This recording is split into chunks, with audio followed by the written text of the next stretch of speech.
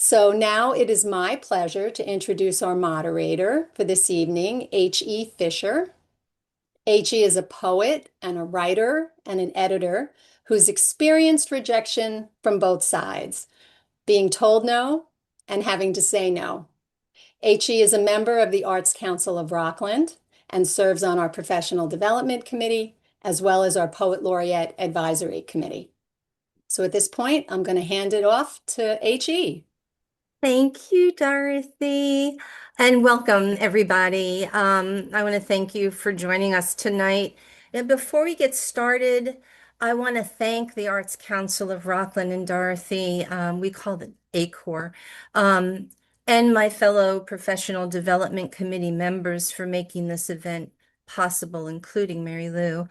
For those in the audience, I'd like to invite you to support ACORS so that the organization can provide more programs than like this. Please consider making a donation or becoming a member. Dorothy will put the link for that in the chat for you. A little bit of housekeeping. Audience members are on mute. Try to keep yourself on mute so there won't be background noise, but you are welcome to use the chat for comments and to post any questions you may have for our panelists. There will be a Q&A toward the latter part of the evening. Let's dive in. I think a lot about this subject. It's something artists often talk about. Today's panel of people are all in the arts, and I think all of us, to one degree or another, have been surfing rejection our entire professional lives. For some, rejections are very challenging. For others, it's more like Teflon. It just slides right off. No matter how a person reacts, it's a part of being a professional in the arts, for better or for worse. Today is an opportunity for us to consider this topic from all angles. So let's begin. I'm delighted to introduce our panelists in alphabetical order. Michael Blake is the Associate Professor of Modern Dance at the University of Missouri, Kansas City. Michael holds an MFA in dance from Purchase College and a 2010 Bessie Award for Dance and Performance for his work with Paradigm Dance. He began his dance career in the Murray Lewis Dance Company, where he danced from 1982 to 1984. In 1986, he joined the Jose Limon Dance Company, dancing in principal roles until 1991. Michael danced with Donald Byrd, this group, from 1991 to 1998. Since moving to Kansas City in 2019, Michael has choreographed for the UMKC Dance Department, the Heart of America Shakespeare Festival, and KC Rep. He is currently featured in the HBO Max documentary, Uprooted, please watch it, The Journey of Jazz Dance. Michael is a proud member of the Actors Equity. Bob Burns is the director of the Mattatuck Museum in Waterbury, Connecticut, where he has provided visionary leadership since his appointment in February 2012. The collection boasts an impressive range of artwork, including notable pieces by George Dury, John Trumbull, Alexander Calder, and the unparalleled Kay Sage Surrealist Collection. Bob's tenure has been marked by transformative growth across all aspects of the museum, including a nearly $9 million capital improvement project. Bob is also a passionate advocate for community collaboration within Waterbury's close-knit environment and actively partners with local organizations like Main Street Waterbury, the Waterbury Development Corporation, and the United Way of Greater Waterbury. Bob's commitment extends to education and development through advisory roles at Northwest Community Bank, Post University, and Naugatuck Valley Community College. Mary Lou Bushey is a poet and editor. She has authored 3 poetry collections. Her third, Blue Physics, was published in 2024 by Lilly Poetry Review and was a finalist for contemporary poetry in the International Book Awards and a distinguished favorite for the Independent Press Award. Paddock published in 2021, was nominated for the Four Quartets Prize. She is a graduate of the MFA program for writers at Warren Wilson College. Her poems appear in Glacier, Plowshares, Verse Daily, and Laurel Review, among many other literary magazines. Welcome, Mary Lou. Mia Cusumano is an award-winning New York City-based casting director and producer for over 20 years. Her most notable projects are Trial of Chicago 7, She Said, The Better Sister, The Leftovers, Patterson, Remy, Phil Spector, among many others. She started her career at ABC as their casting coordinator and moved into freelancing a few short years later. She and her casting partner work under their business name, M&M Casting. Last but certainly not least is Chris McGinn, who is an accomplished actress, director, and acting coach who's worked in theater, film, commercials, and voiceovers for many years. She prides herself on being a working actress in the true sense, making the most of her opportunities. Highlights are Silence of the Lambs, The Autopsy Victim, with Jodie Foster, directed by the late Jonathan Demme and beloved local filmmaker, and co-starring with Halle Berry in Kidnap. Welcome. We're going to jump right on in. I'm going to start with Michael, and I just want to kind of get a sense from each of you of what your relationship to rejection is like. Like, how do you think about it? Good, bad, indifferent, neutral? Like, where are you at with it? I know it's not an easy question, but I'm throwing it out to you. No, it's not an easy question. And it's complicated for me, actually. I feel like I was born black, obviously, um, gay, maybe not so obviously, but maybe obviously, and an artist. And so I always felt like I had three strikes against me from the beginning. Um, so I always went into auditions going, I know they're not going to take me. That was like how I felt. And if I didn't get it, that didn't disappoint me necessarily. It just made me want more. It made me want to work harder and to actually research more. So for me, it ended up being a good thing, rejection. When Um, I research, you should all know that I'm the queen of the follow-up question. But okay. research, what do you mean? What kind of research? Well, just knowing more about what, trying to find out why I wasn't accepted. I Um, it was always a question. Like I grew up in Basking Ridge, New Jersey, and in the 1960s, for early 1960s, we were the only black family there. So like, I mean, I never expected to get things. Like I never expected to be accepted. So for me, it was always, even as a young person, I always tried to figure out why, like what was going on. Like my father died when he moved us there and then died like 2 years later. This is in 1967. So I never knew who to ask questions about this, so I had to figure it out myself. I mean, it was pretty much by myself. My mom was trying to raise two kids out there in Basking Ridge, being the only black family. So I couldn't go to her, and I knew it. I knew she didn't have the answers immediately. So I figured them out. And my way of figuring them out was to ask questions and to figure out more about what was going on in my environment or what I needed to do to help myself. So I hope I'm making sense about that because That's already absolutely fascinating to me because I've known Michael for years, and the moment I met you, which was in college, you were the star dancer of our year. Like you were the star. So it's hard for me to fathom anything of you but stardom. Isn't that funny? Like, Showtime, you were on. I think I even took a class with you at 9 o'clock in the morning to dance. Not a good idea. Thank you. Bob, how about you? Like, what's been your relationship to rejection? Because you also have to do some rejecting. Is it fair to say you also had a background in theater? So, Yes, I've been a professional actor for 40 years. Yeah. Colleen. And I too am a proud member of Actors Equity and SAG-AFTRA. And I think, and I also just want to say that it's so lovely to see Terry Hott and Dan Fisher both in the same little block up there, because those two people have known me for most of my life. Terry and I went to high school together, and Fish and I met when we were both in high school, and then ended up being friends through, well, since then. So it's great to have you both there. They both have witnessed me being rejected before too, so I have witnesses in the audience.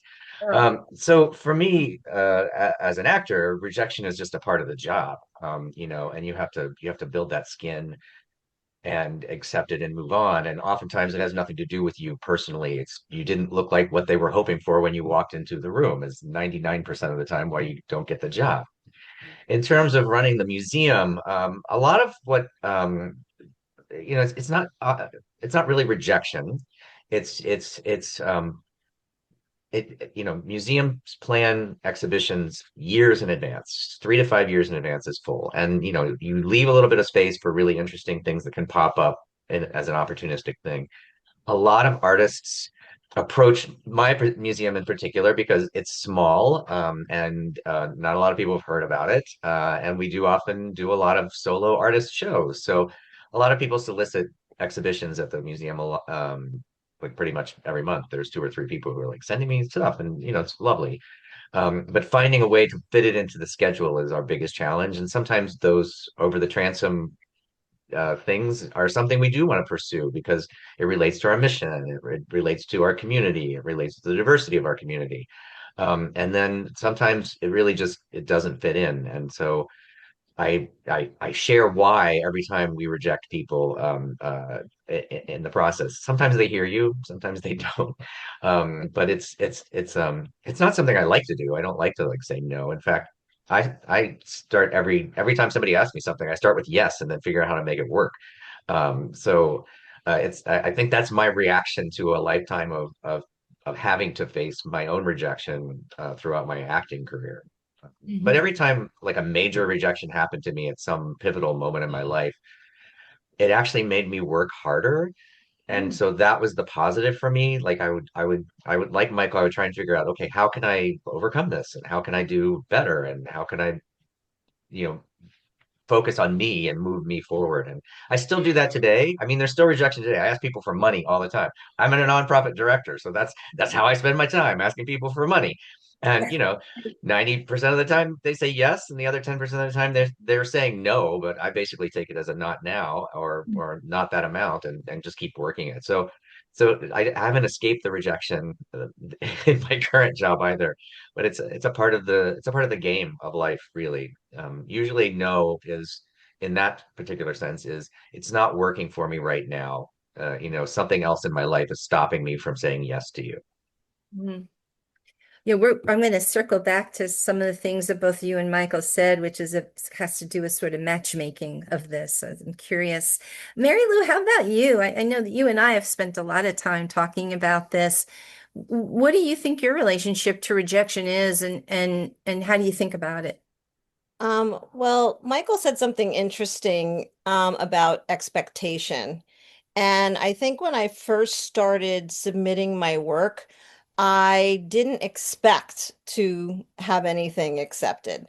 So every time something was, and it's a little different with writing, because they're not necessarily rejecting you, your person, they're rejecting something you made.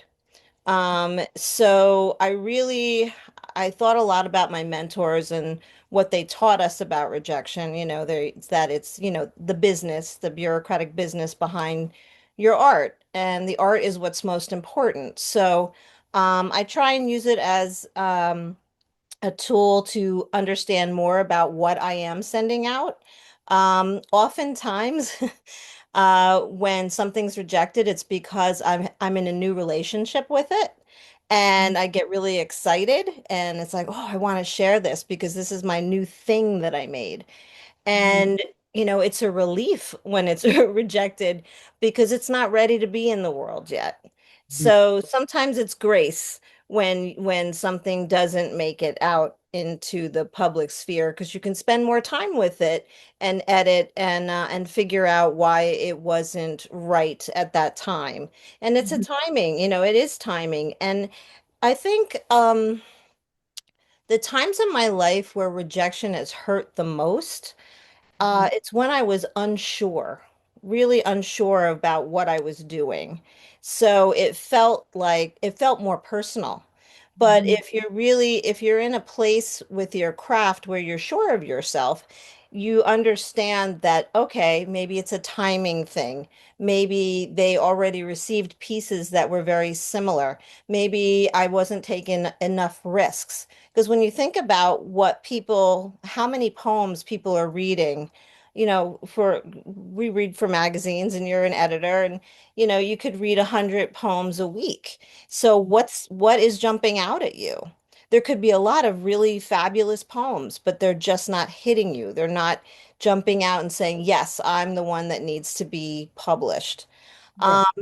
And I think that being on the other side of the desk is some of the best advice I could give people because I think it really helps you with the relationship to your own work, to read other people's work and see why you are rejecting it. Right. Um, but yeah, I mean, over the years, when I look in Submittable and I see things are in progress, I'm like, oh, that's exciting. And then when it comes to my inbox, and when they say thank you you're like, oh, okay, it's a rejection. And I ask myself, are you ready to be rejected right now? And maybe I'll just hold off for a moment until I read it. Um, and then I brush it off and I move on. And if it's a magazine I really, really wanted to be in, I, brush off other poems and think, okay, let's make a better attempt. Yeah, Submittable, for those who don't know, is a platform that many writers need to submit their work through for magazines, journals, residencies, all kinds of things. Thank you for that. Mia, how about you? You're a casting director and a producer. Um, how do you think about rejection? I guess I mean I've dealt with rejection my whole life. I mean, that's sort of life and it's not and I've come to have a relationship with rejection as being it doesn't matter if I'm the best one in the room because sometimes that's not why I'm even being rejected or selected. There's so many other elements that come in to rejection that at the end of the day it's not even about you or about what you're putting out into the world. Something that maybe somebody else put out in the world was just what they wanted. Not so it's I've I've learned, especially as a casting director, that when actors often will say, how do I deal with the rejection? And I'm like, well, you're not being rejected. Someone else just got chosen. We don't reject anyone, we choose somebody. And and if you look at it that way, you're never being rejected. Someone else is just getting chosen. And so it sort of takes the negative away from the rejection of it because at the end of the day, it's about somebody being the one that sort of illuminated something to the people that are behind, the screens. And so that's how I think my relationship with rejection has changed. I don't use the word rejection. People aren't rejected, just people are chosen. And sometimes you're just not the chosen. That's right. Yeah, thank you for that. Well, Chris, you have been on both sides of this. You have coached people for auditions, you've auditioned, you've had some real successes. What's rejection like for you at this point? What do you think about it?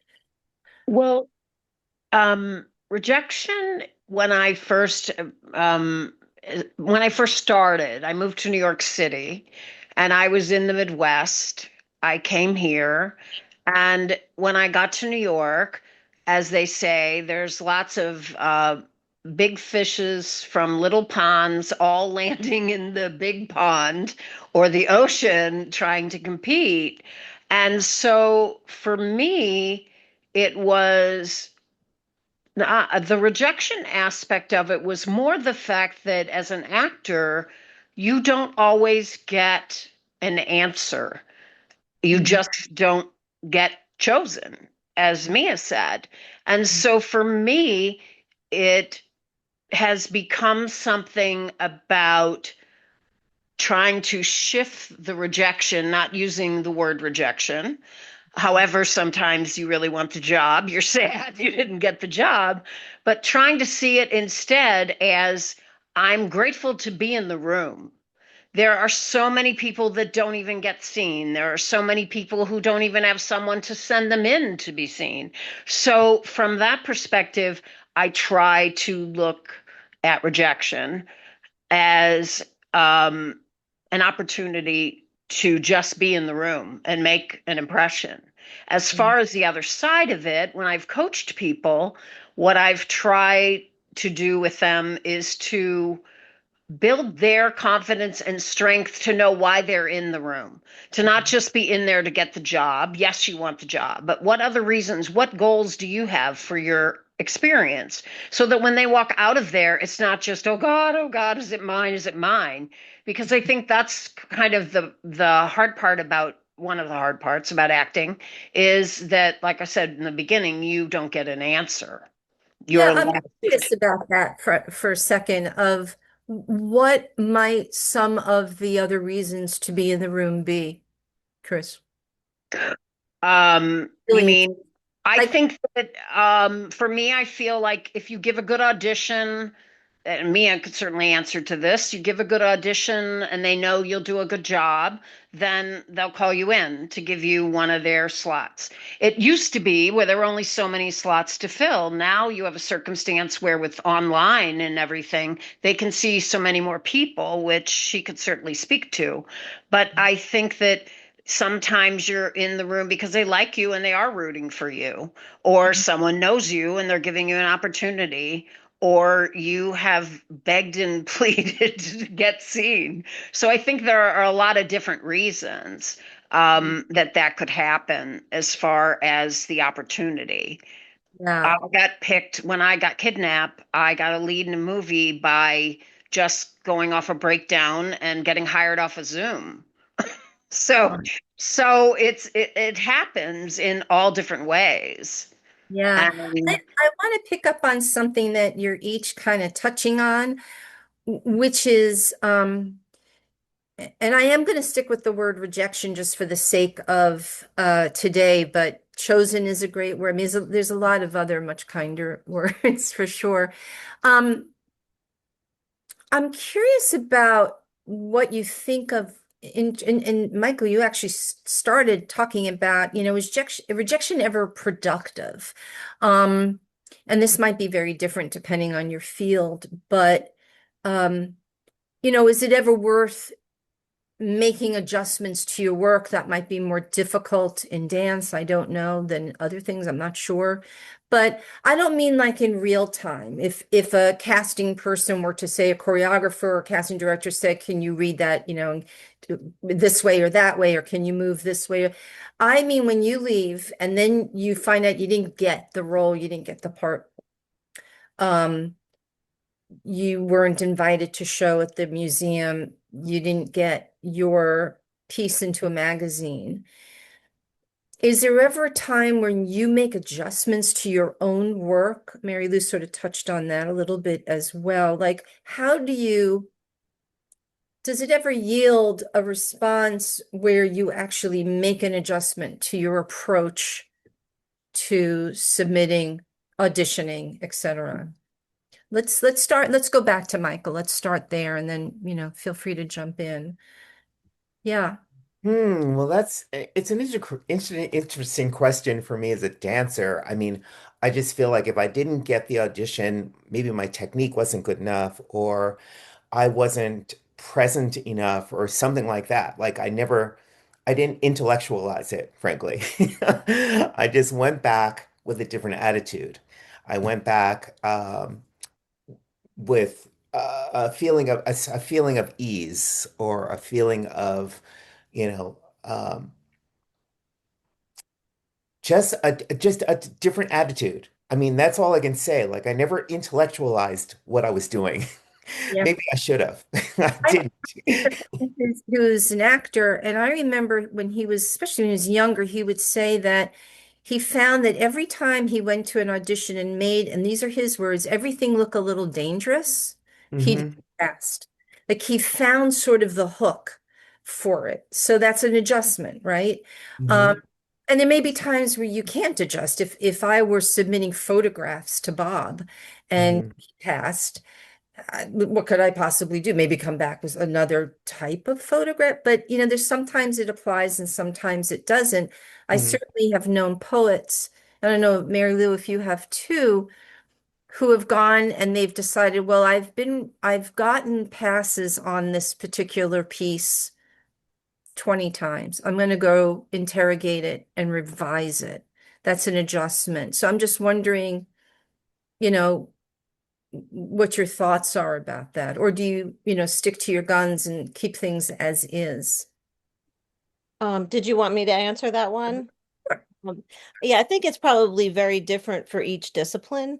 It Yeah. would be interesting to ask fine artists too, how they would approach that. I know that I've been very grateful when editors have reached out, knowing that most of them are volunteering their time and are reading an incredible amount of work. When one reaches out and says, "We love this poem, could we cut a word? Could we move a comma?" Or your end line just didn't land with me.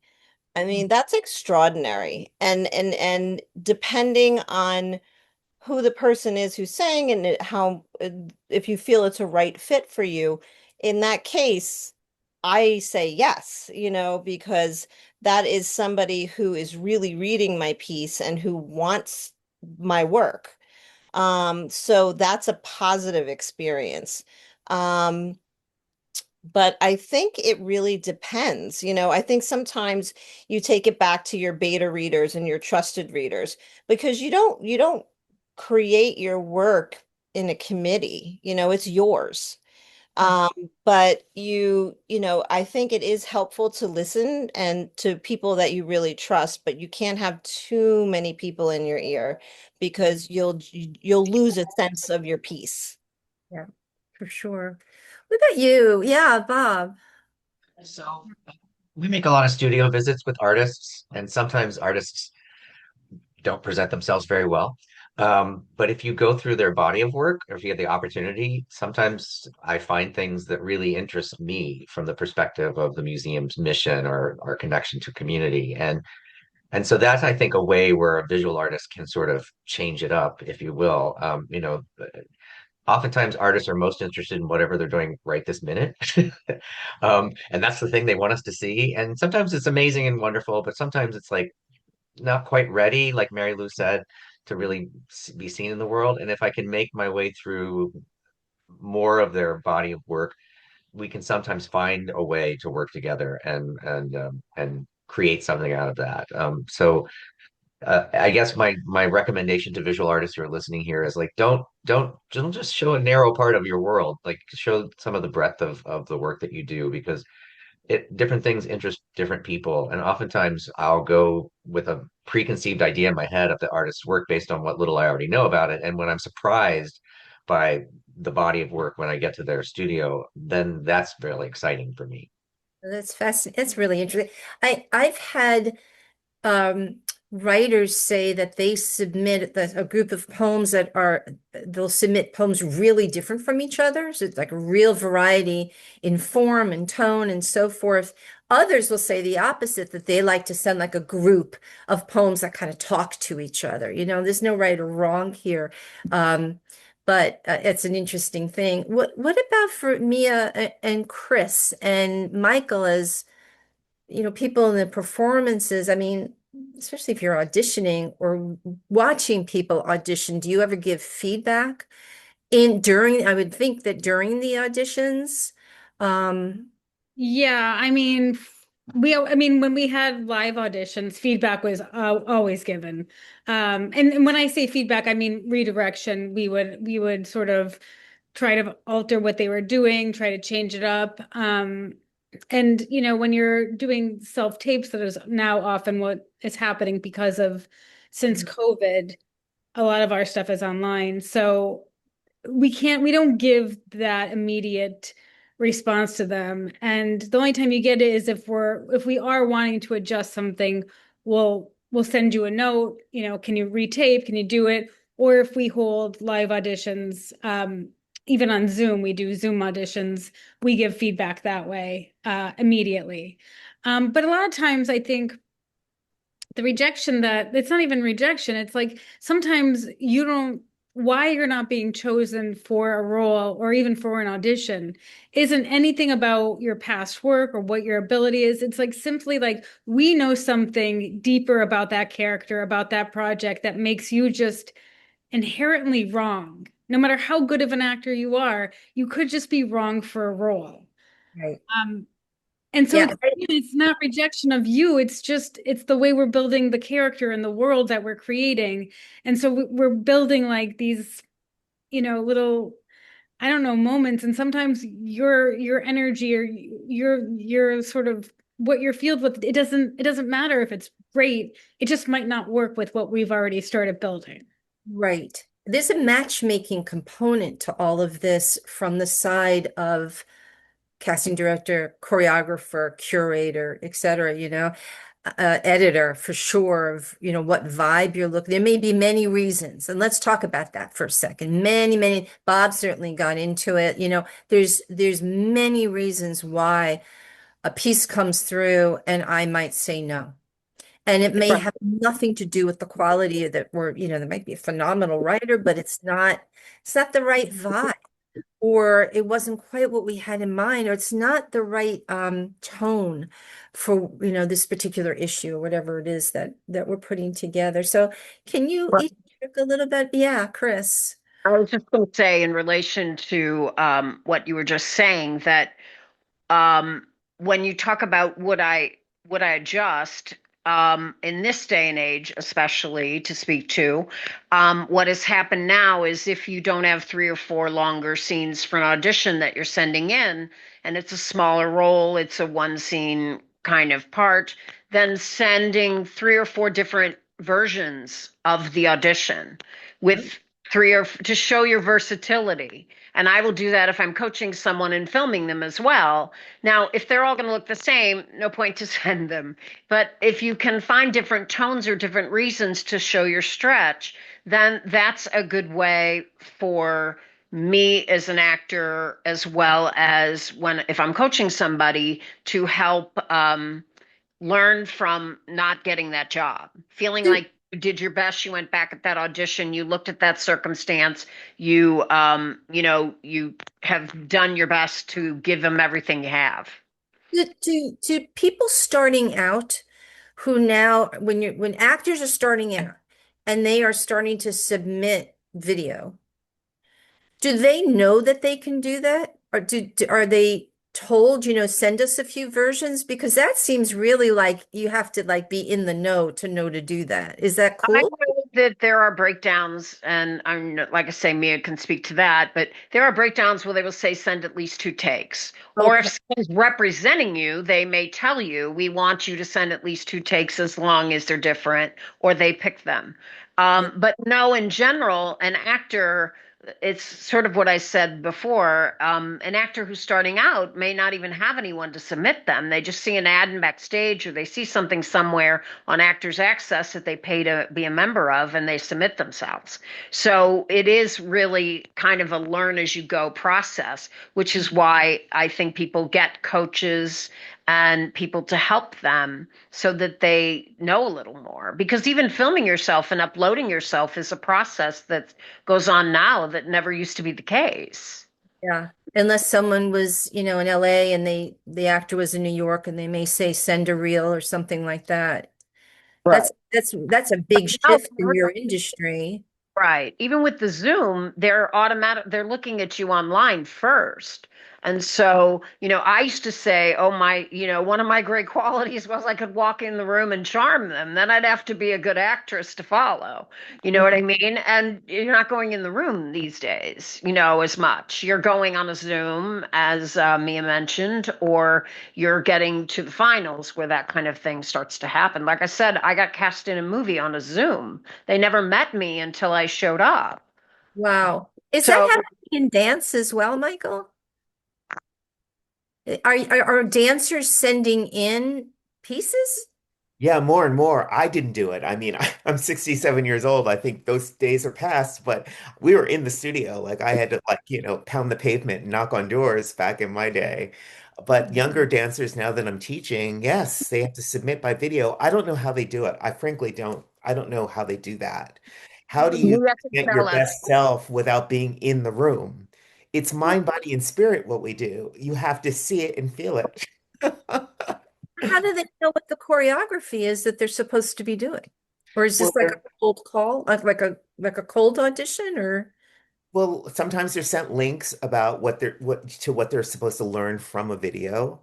Or sometimes they're supposed to send in just like them dancing whatever they want, whatever they kind of feel is best for them to be how they want to be seen. But Hmm. it's very strange. Like I'm so glad I'm not a young person. That's all I can say. I mean, one of the things that all of you are kind of touching on uh is not so much Bob yet, but I'm curious about this, is volume. Um, Mary Lou and I were on a panel where one of our fellow poets were talking about that she had started writing poetry and submitting a long time ago. She was really young, like 17 or 18. And she got into some of the most prestigious journals there are, the Paris Review, Poetry, etc. And part of the reason why, she said, is because that was the only game in town. Now there are hundreds, if not thousands, and a lot of poets. I mean, even since I began, like this just seems like there's like thousands of poets. Um, so there's volume, and certainly with actors and access to video and the number of platforms where you can perform. How does that, like, so that makes me wonder about our relationship to rejection in terms of what Chris was saying earlier. Like, are we all suddenly small fish in this enormous pond? What is sort of what's the what with that, do you think? What do you think about that? Mia, what are your thoughts about that? Because you're on the receiving end of so much of this.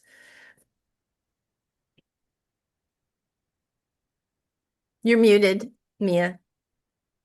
Sorry, I just went my mind just went blank. I'm sorry. The volume of the Yeah, number of actors out there, especially if they can just send a video to someone, like what the numbers game is different the than it numbers was. game is totally different. For us now. I mean, before when with Chris, when I would have Chris in the room with me, when we got to be in the room, we'd see maybe 30 people a day.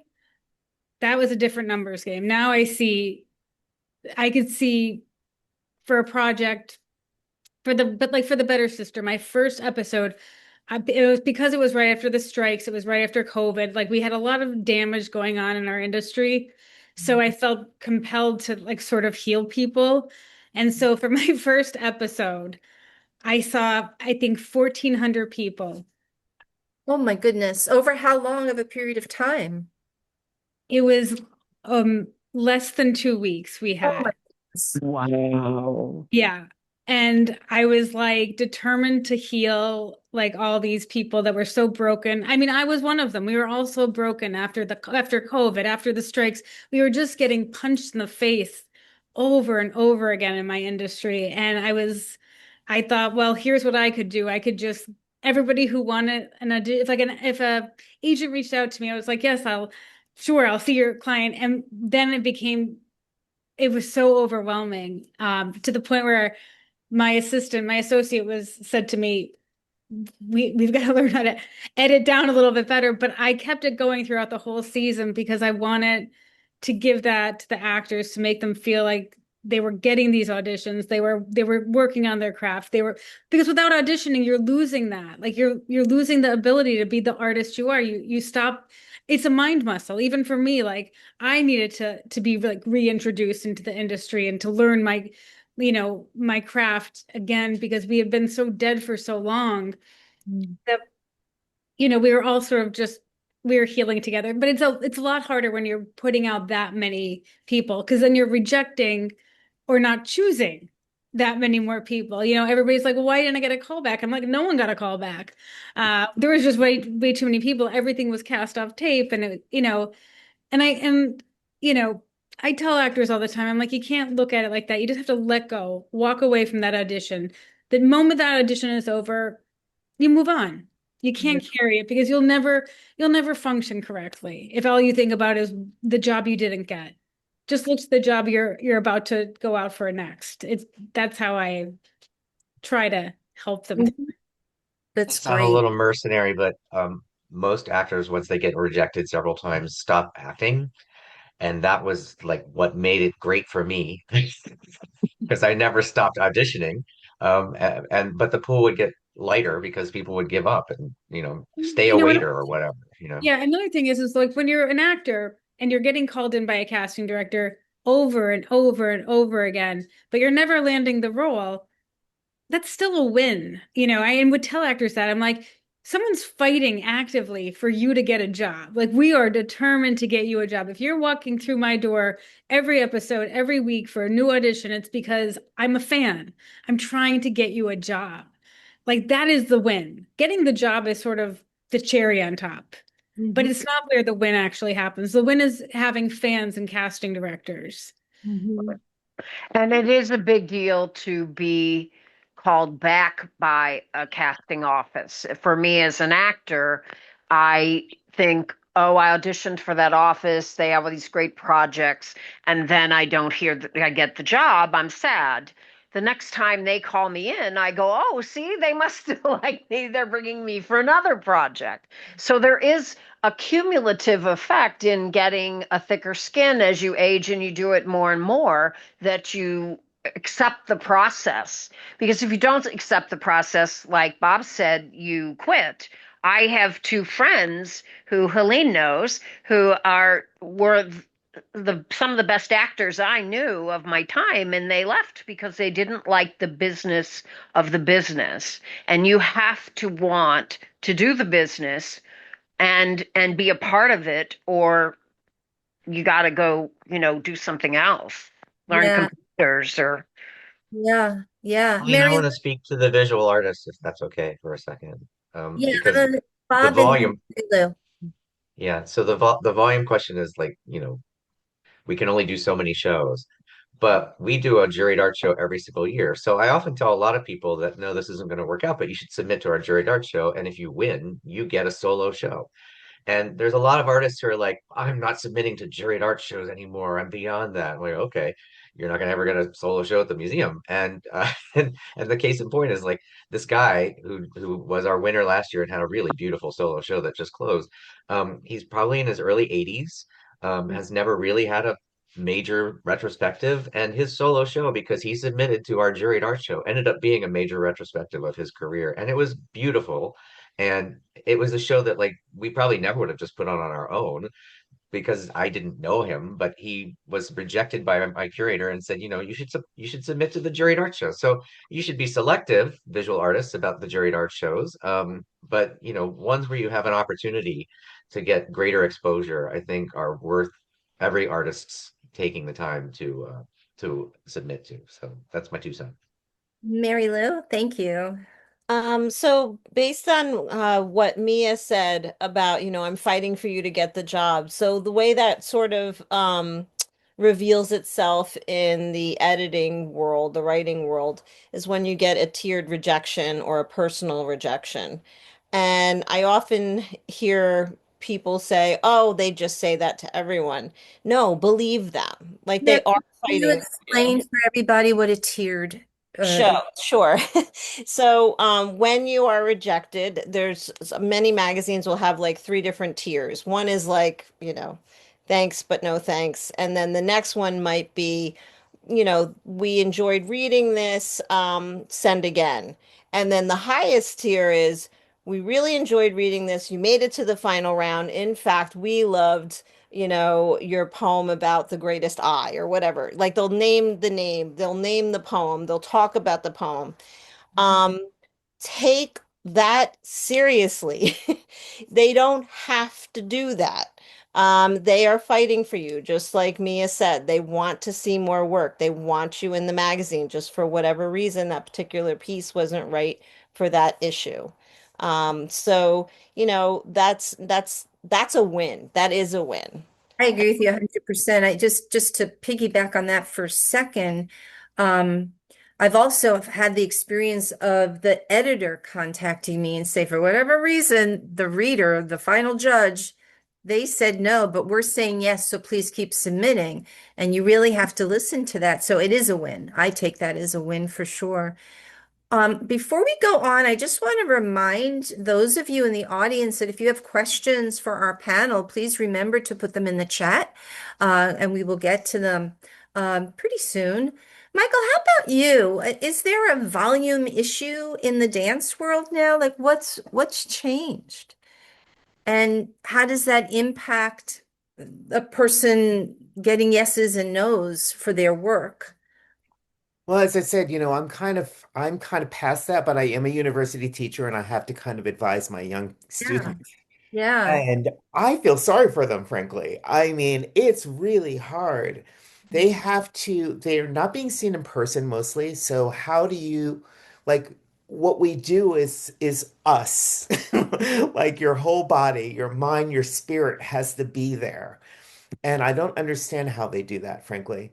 I just advise them to be as knowledgeable as possible, to know everything about the company that you're auditioning for, the person that you're auditioning for, so that you know what's to be expected of you, and to work your ass off. That's all I can say. Yeah. Do you all think that it's actually harder now because of TikTok and other platforms and the number of places to publish and so forth, or perhaps to show?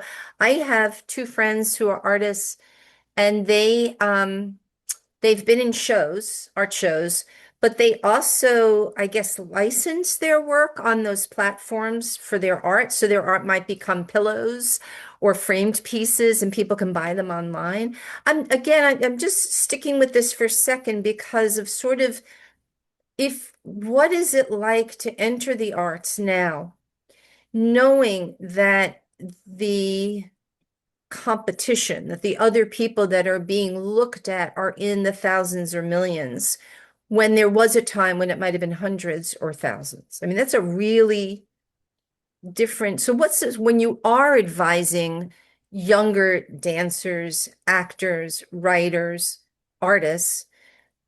What is your advice? I mean, does it change up in terms of sticking to it? Does it, how do you get them to stay in the arts, knowing that the numbers may work against them, perhaps?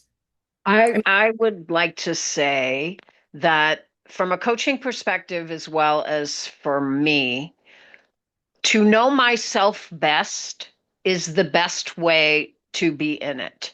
To be realistic about who I am, to be realistic about what I look like, to be realistic about what my credits are, because I've played a lead in a movie and I've played a dead body in a movie, and I've had two lines and I've had four scenes, and I think you have to really be as strong and as truthful with yourself about it. And that's what I say to actors when I'm coaching them as well.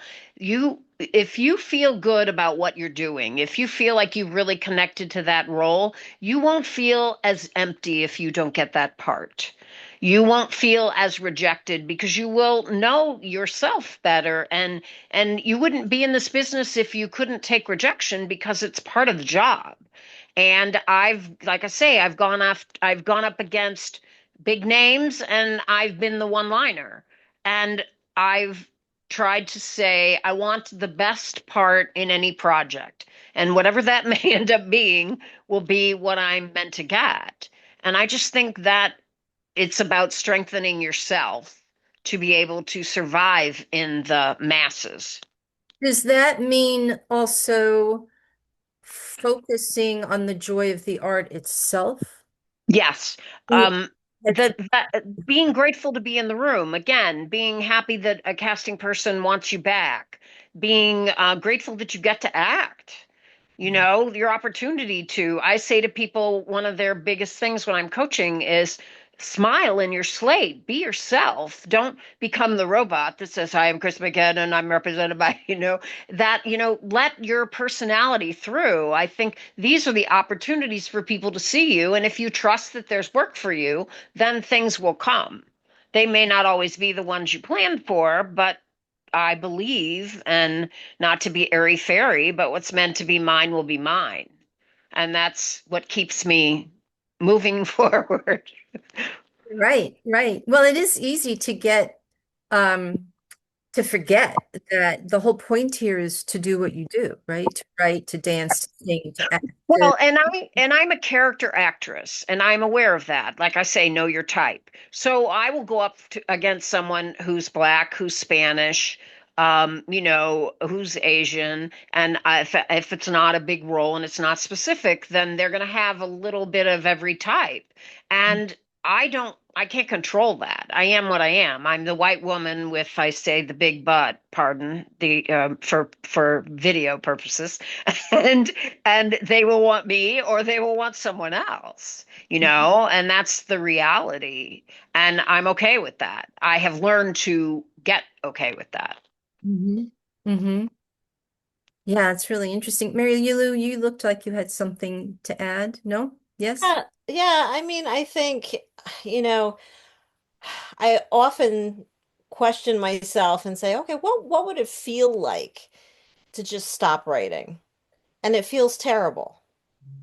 So, if you're in it only to become in our field poetry famous, then hang it up, because that's ridiculous. You create your art because you have to, Yeah. because it's like breathing. Yeah. And if you're enjoying yourself, you should be having fun. So Right. every day I get to wake up and I get to work on something I made. That is fabulous. I'm very happy with that part of my life. Yeah, for Others. sure. Yeah, Mia. I was just gonna say, like, when actors get like sort of, like, what can I do? How do I, continue to work? I'm like, step away from the act. Like, when you have off time, go and create other things. Be involved with other ideas. I'm like, that makes you a better artist. Every art should step away from what they love just for a second and start living their life in other ways, because that makes you a better artist, no matter what the art is that you're working on, because you're being more fulfilled in other aspects. And so, like, when actors want to know, like, what can they do to, I need to get in the room. I'm like, why don't you go live a little bit? Why don't you go to a dance club, go dancing, go read a book that you didn't think you'd ever want to read, because it's going to challenge your thought process. Like, that makes you a better and more whole actor. And it comes out in your work the next time you get in a room, because you're developing yourself into a better artist, a better person, a more rounded person. I'm glad that we're sort of sliding into tips here because it's something I wanted to cover. One of the questions I have for you before we get into sort of more broad tips, but feel free to address tips for people in any way. I have a friend who when she was starting out, got terrible feedback, like feedback on her poem. She was what she called a baby poet, and they were really harsh with her, this editor. And she said she basically stopped writing for years until she finally circled back to it. And there was a sense, that there was a bit abusive, actually, in terms of that kind of feedback, or at the very least, unkind. Um, what do you say to someone if they get into a situation where they've been torn down a little bit in the industry that they're in terms of navigating that? Any thoughts about it? I mean, listen, I worked for a really abusive woman before I got into this industry. I worked for someone who was incredibly unkind and abusive, and to the point where I was having panic attacks every day, thinking about going to work. I'd landed in the hospital because it was just that harsh. People are horrible. That's the world we live in. People are horrible. They're nasty, they're unkind, they're cruel, and they're going to try to break you down, but it says nothing about the person they're doing it to. It's their own thing. And I learned that really the hard way. But it also not that I needed to be taught never to be unkind to somebody because it's just not who I am, but like there was no reason for there's no reason for it. That cruelty, I don't understand it. I've worked for it, even in casting field, I've worked for very, you know, Yeah. intolerable people. And I just would, you go about your day, you move on, you're grateful, but they're not your mentor. You have to find someone who wants to watch you grow, who wants to watch you develop, who wants to be a fan, even when you maybe don't deserve a fan necessarily in your art, but they're there to cheer you on and to help you grow. There's no reason to cut Yeah. someone off at the knees, and that's just not my way. Michael, how would you talk to one of your students if they had had an experience like that? What tips do you offer? How do you sort of keep their confidence up and their chin up? Uh, well, it's no doubt that you have to be really tough in this business. And I know as a dancer you do because it's your mind, body, and spirit. They're judging you on everything that you are right when they see you in the door. Your face, your body, how you move, everything you're being judged on immediately. So you have to have this toughness about you. Um, and you have to kind of accept your criticism with joy in a way. That's hard to relate to my students, but I tell them that every day. You have to Yeah. go in with joy and you have to leave with joy. It's the only way that you can kind of keep going without being hurt. I don't know if I answered your question, but I'm trying to figure out So an answer for is, that. is having a tough skin, how is that related to self-confidence? Is it one and the same or is it a little different, do you think? I think it's both. I think it's just one and the same in a way. Mhm. I think you develop a tough skin over time, and Mhm. self-confidence is something that you're either born with or you develop over time too. So it's different with every person. Mhm. As I was saying, like I can't compare myself to my young students because I didn't have those experiences. I just went for it. I had no Yeah. choice. Yeah. I felt like if I didn't go for it, I was going to lose anyway. So I was just always trying to stay above water. Uh, Wow. I Wow. would say, in echoing what Mia said, I think having the mentor, someone to go to, people you trust.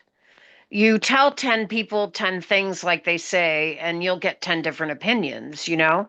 If 10 people see an accident, everyone has a different viewpoint of it. I think it's very important, especially starting out as actors, to have people that you trust, that you can coach with, that you can talk to. Even a manager or an agent may not be nice or friendly. You want them to get you a job, you want them to get you in the room, but you need to surround yourself with people that really will tell you the truth, not Mhm. just trust, Mhm. to tell you, listen, that's not as good, or not have. I heard an excellent story in 2 minutes from Katie McGregor Stewart, who's one of my coaches and mentors, which Helene knows.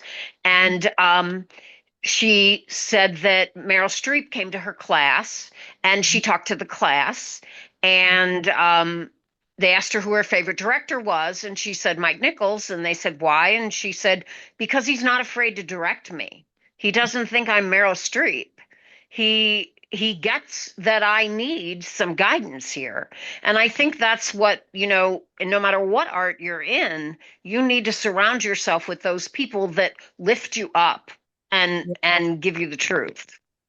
Yeah, the first words that I wrote down, I was taking notes as you each were speaking because I wanted to circle back. And the first thing I wrote was mentorship, but I'm going to amend that. I'm going to edit myself and say mentorship slash community, because it seems to me that to kind of get through this wacky world in the arts, that you need to have people who are with you on this journey that you know and trust, and who will in fact give you the feedback that you're seeking, who will be your Mike Nichols, as it were. What do you think about that, each of you, in terms of making sure you're not alone in this process? Does that help? I As long as they don't want to be your competition. Yeah, that's a good point. That's sometimes a group can be, oh, they got that, how'd I get that? Or they got in, who's the person? So I think you really have to be smart about who you pick to support you in an acting field. I can't speak as much in other fields, but even with I coach somebody, they will want to, I can coach three people for the same job. I don't tell each person, no, I just coached somebody else for your job, because Yeah. everyone's going to bring their unique take and I coach them individually. And that's really finding your own individualism will help you stand out. For sure. Yeah, and you're never competing, I don't think, in our field. And I try to tell actors that too. The person in the waiting room next to you is not your competition.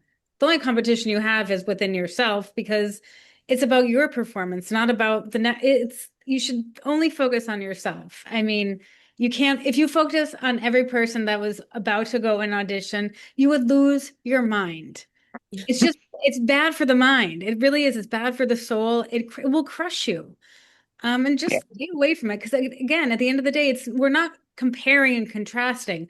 We're looking at auditions, we're looking at performances, and we can be just, some people will just bring you to your knees because you can't believe how beautiful and how you felt this visceral pain from somebody just, you know, a, it's it's not about the next person though. You don't then say, oh, that other person that came in though later, she wasn't as good. It's just not it's you just fall in love with performances, with art. You fall in love with things. Mhm.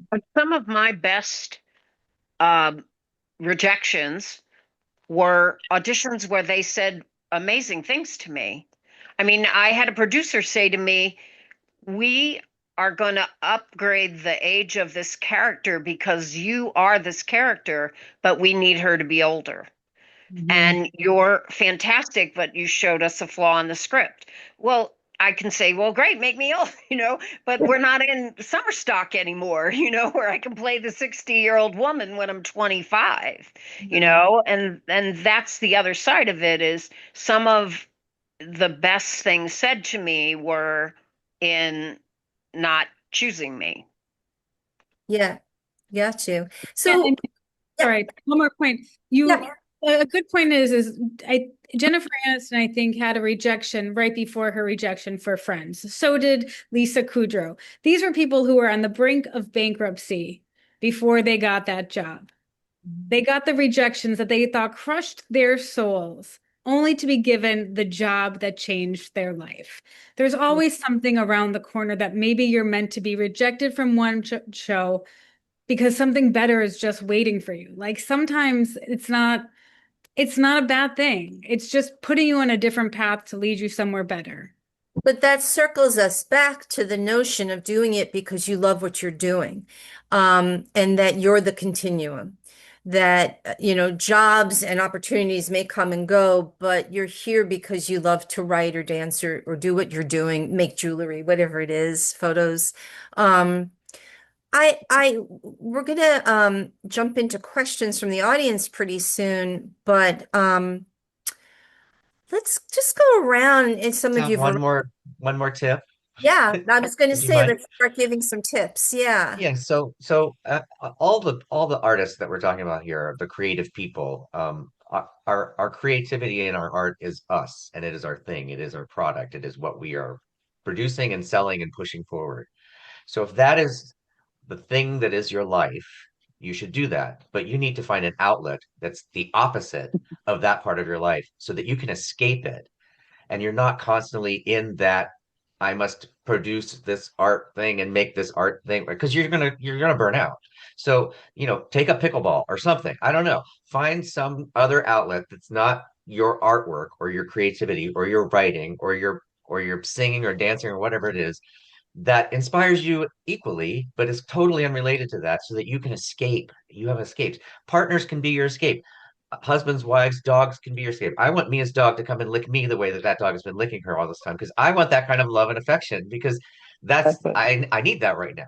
But so and like normal people with normal lives, whatever that means, they go to what we are all doing for their creative outlet to escape their normal life that's driving them crazy. We're in the creative outlet, so we need to find something that we can escape from the creative outlet that fills our heart with joy, that rebuilds us and brings us back so that we can then go back and pour that into the thing that is our life and our work. Yeah, I often say that when I'm binge watching something, that's actually me writing. It's me processing and stepping away from my own brain. But for real, that is, that's true. How about you, Michael? Do you or Mary Lou, someone, either of you other tips? Oh, I think that is so crucial for me. What you were saying, Bob, to have something else. So I have always, always, always had two very big things. So I have a full-time job that has zero to do with writing.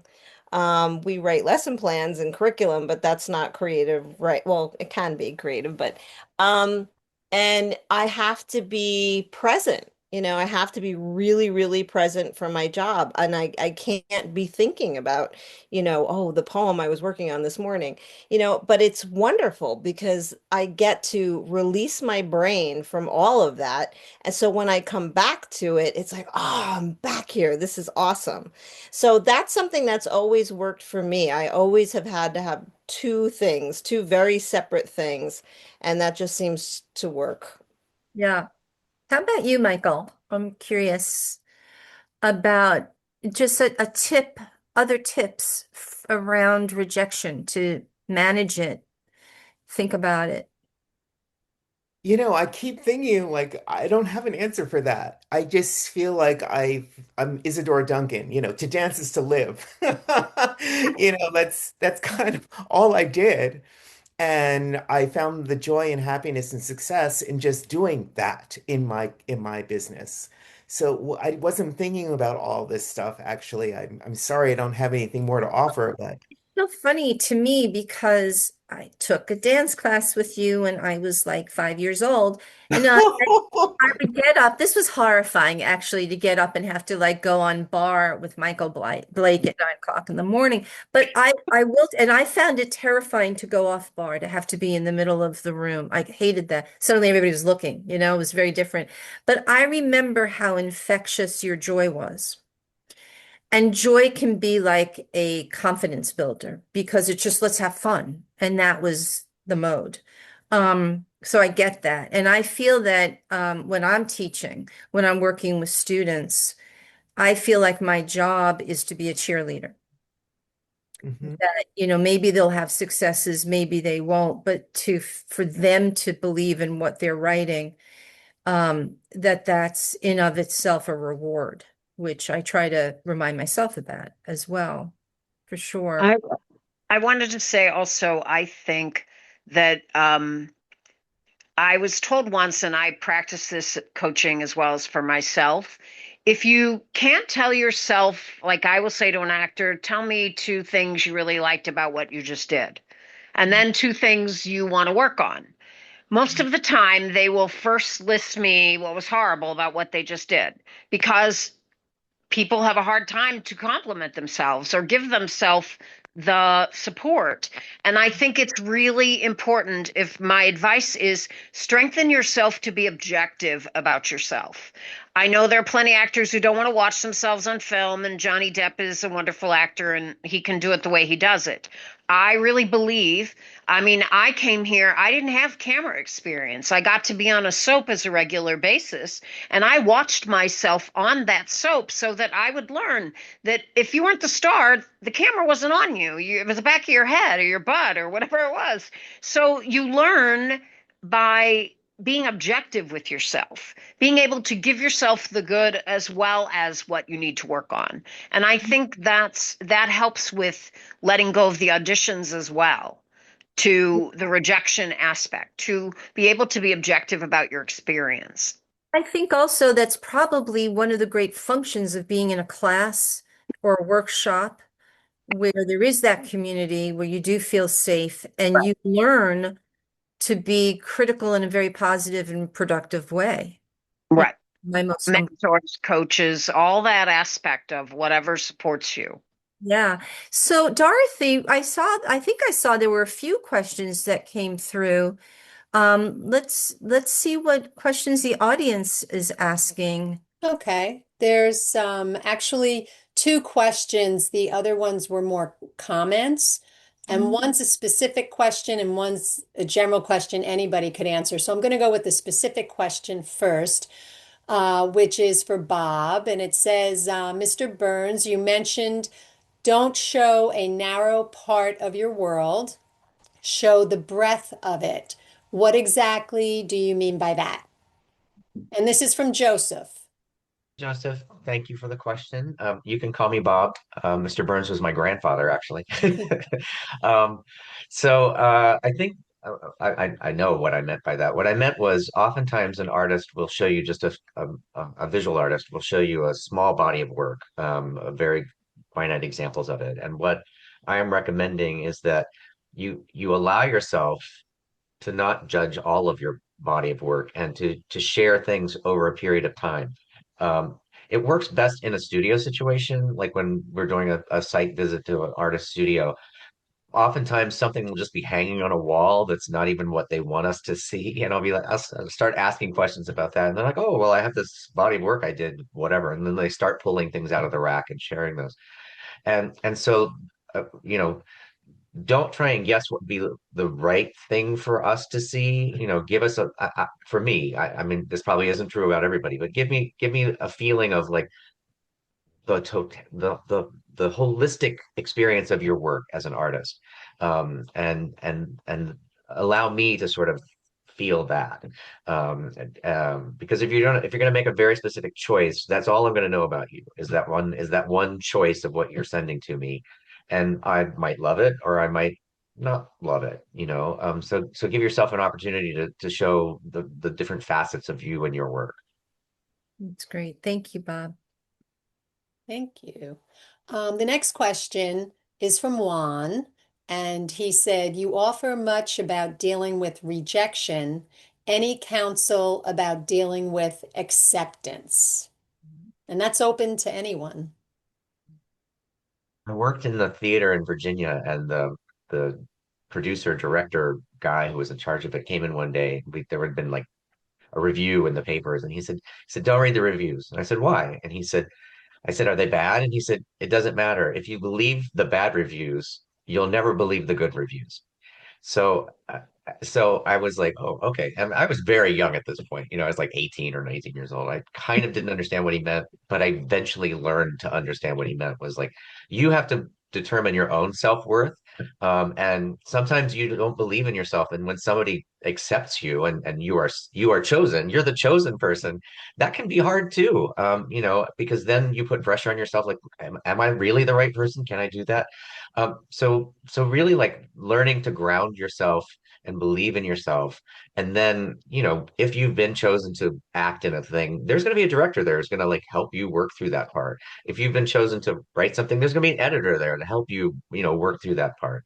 If you're selected for a show, there's going to be a curator who's going to help you figure out what the body of that show is going to be like. So trust enough in yourself to take that acceptance, be proud of it, but really just take that in as this really great opportunity. And it's not, it is about you, but don't let it like become all about you. In the same way that you shouldn't let like not being chosen become all about you. I also think that when you are acceptance is noting that they picked you, they put you in the room. It's not like you're the charity case of the week that got the audition or the circumstance that got picked. You are there because someone's rooting for you, as Mia said, or you have put in the work and gotten yourself seen, or someone who's representing you is pushing for you. All those reasons. So I do believe that, it's like they say, don't knock your good. It's important to acknowledge what's working so that you can build on that.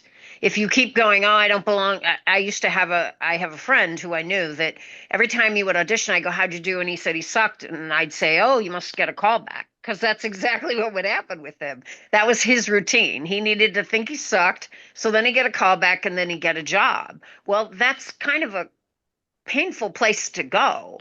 I think it's there's nothing wrong with believing in yourself and believing in your talent and putting it out there and just trusting that the circumstances will take their course. Yeah, Mary Lou, you had your hand up too. Yeah, I mean, I think that acceptance is not the end all and the be all. And, it feels great for a moment. And like one of my mentors when I was in school, it was more old school back then, and she said, okay, you're gonna get accepted, and then you're gonna wait a really long time for that journal to come out, because these were all print journals at the time. And then you're gonna look at the poem and you're gonna say, who wrote that? And then you're gonna move on. So, you're not living for the acceptance in the writing world. It feels great for a while, but then, you're back to work. You're back to square one. And Yeah. that's okay because you're in it because you love doing it. The end. Yeah. I think acceptances are tricky sometimes because you really have to stay um, fluid and flexible and open that doesn't mean that everything that's going to come is now going to be another acceptance. So again, it has to sort of be you and the work and your relationship to your work and perhaps to the business as well of the work. But some people are more comfortable, as you were saying, Chris, being in the rejection mode than they are in the acceptance mode. And are you comfortable with success? And enacting their levels of acceptance. Yeah. So you can say, oh, great, they like me. They gave me direction. Oh, great, they like me. They want to Zoom now with me. Oh, I get to meet the director. So every acceptance could still end up with a rejection. So there has to be a skin, of you to be able to take that and be okay with that and see that through. I think it also begs the question of what then is success? And how are you judging success? I mean, for me, if I write something that feels right, it's just a gut thing, it's a weird thing, it's alchemy, that's success to me. That I feel like the intent of what I wanted on the page is on the page and I can live with it, although then I may edit it anyway, knowing me. But I think that it does beg that question of what is success? Yeah, Mary Lou, did Um, you? I totally agree with that. It's the relationship you have to what you made, but also it's the reciprocity of now someone else is reading it. They're completing it because they are receiving it. And when you hear, that poem touched me in this way, it was meaningful, or they like, that really feels like a moment of success. Yeah, Um, but I don't think success is like you're either successful or you're not. I think there are moments. yeah. Which may be a little easier, perhaps, in the lit world than getting a part in a play or a movie or getting cast to be in something that's a dance piece or troupe or, I mean, it's either you got the part or you didn't get the part, but I don't know where the colors are inside of that. Does it feel good just because you love to act and you're doing it or you love to move, which I think is what Michael was getting at earlier. Um, you love to paint. But how, if that's enough, then that's your success. If it's not enough, then it's all about getting Mia to say yes in the world, right? Getting the curator, like that is a very different set of what is success for you, which I think is really worth looking at because I think it's completely related to rejection and what you consider failure and so on. Are there any other questions, Dorothy? No, but a tremendous amount of thank yous and just lovely commentary about how helpful this has been. That's all. That's wonderful. Yeah. Any last remarks, thoughts?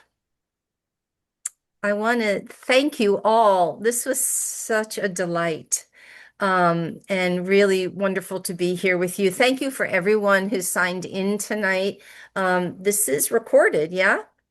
Yes, it is. And it will be Actually, a link to the recording will go to everybody who registered and the panelists as well, but it'll be up on our YouTube channel soon. I'll say soon.